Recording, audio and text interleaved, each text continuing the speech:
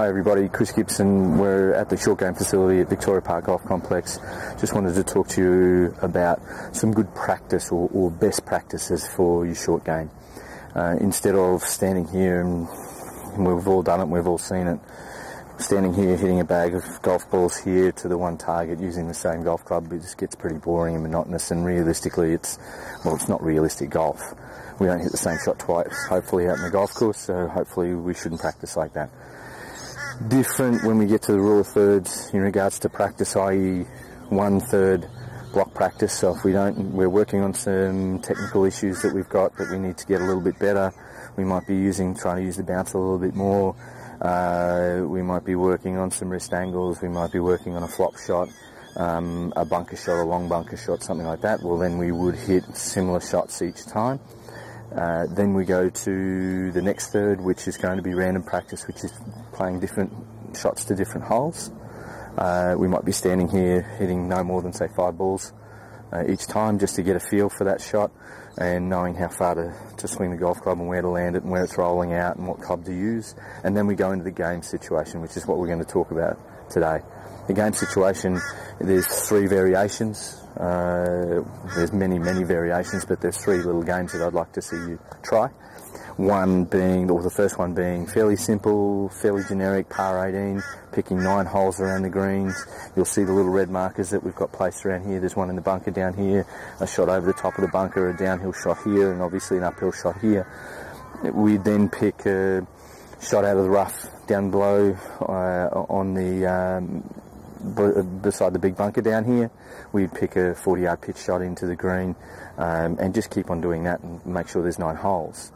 You can write that down, get the notes on your smartphone, write that into your notes and send it to yourself. You can put it in an Excel spreadsheet if you wish, and score that. And as you get sort of between 21 to 28, we're going to be getting into a reasonable range, and then the better player you are, the more elite players, we're going to be looking at 21 and under, which is a difficult thing to do. That means we're obviously getting it up and down. Only 3 times we're not, essentially. You can then start to try and hole it and do things like that. Once you've got comfortable with that, we'll then progress to another game, which will be essentially par birdie bogey. This is a great one for time poor people that we're just playing essentially nearest to the pin. So to start off with, you might have birdie being at 2 metres, par being at 2 to 4 metres, bogey being at over 4 metres and out. Then we can start to score that, and we look at, okay, this week I scored 2 over. Next week I scored 2 under, and try to get obviously that score as low as we possibly can. Once you get into the sort of 3 to 4 under, we can then narrow that dispersion down, and we go 3, 6 and 9 feet for those par birdie bogey. Then once you've got fairly comfortable with that, well, then we start adding the real-time stuff.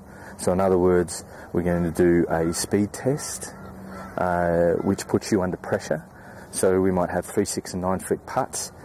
If you don't make one of those shots, you go back again. Once you get to the 9 foot putt and you've made that, you might start off with a fairly simple, generic 10 metre uphill chip shot, then go to a 10 metre downhill chip shot, and then go around the green from there. Make sure there's about 9 or 10 holes in there. If you don't make the up and down from the first one, you go back to the 9 foot. And if you don't make that, if you then get through and you get to the downhill one and you don't make that, we come back one, essentially. But we have to make all 3 putts, and then we have to get it up and down in 2. That's why we save that later on for once you get into a really good place, because it's a very, very difficult drill to do. That last drill with the speed test, we want to count every shot that you play. In other words, it could take you 20 shots, it could take you 120 shots, you may not get it finished. That frustrates you, so then you learn how to deal with that frustration and cope with that when you get to the golf course. Try those. Next time, if you've got any questions, please leave some comments down below.